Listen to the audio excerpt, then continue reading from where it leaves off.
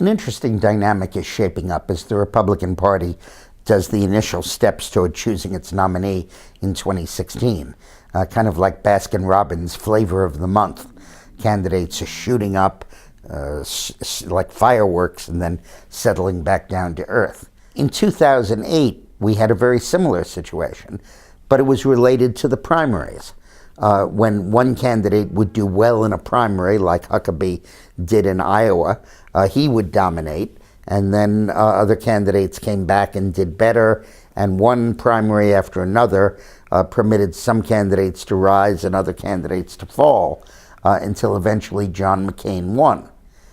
In 2012, the same phenomenon was at work, but it didn't wait for the primaries.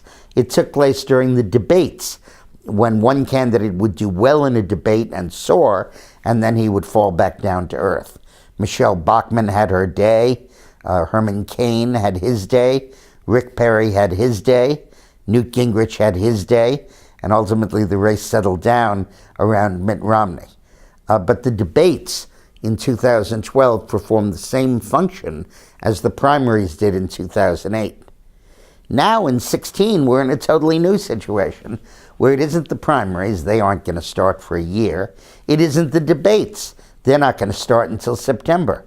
It's just the vibrations, it's the only way to describe it, being given off by candidates at different times.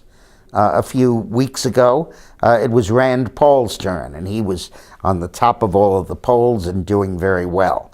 Then he gave his stupid answer about measles vaccines, and he began to fall down. At one point, it was Ted Cruz's turn when he led the filibuster on the Obamacare, and then his candidacy sort of settled back down to earth. Lately, it's been Marco Rubio, because he's been on a book tour, and he's had a lot of good publicity. And most recently, Scott Walker has been everybody's darling, and he's moved up in the polls. Ben Carson has had his day as well. That's not to say these guys aren't ultimately going to be viable candidates, and they're not going to be harshly competitive with each other in the primaries. But at the moment, the slightest little vibration registers on the seismometer and produces what seems like a political earthquake as a groundswell for one of the candidates. And then as soon as it comes, it goes away.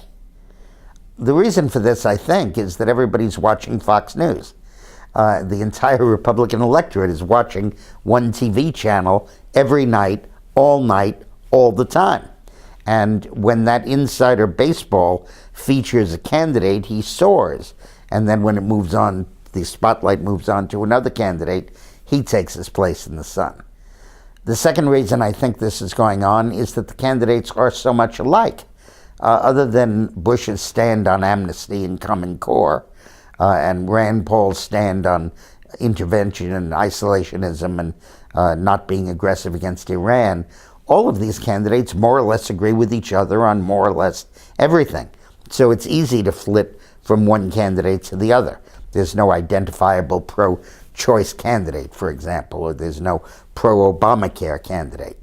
And therefore it's easy to switch allegiances. And I think the third factor is we're all so desperate to have a nominee to replace Obama and defeat Hillary that we keep our eyes caught by anybody who seems viable and seems attractive, and so many candidates are. This will all settle back down to earth. There will be debates, there will be primaries, and a much more rational process will take over. Thanks for watching.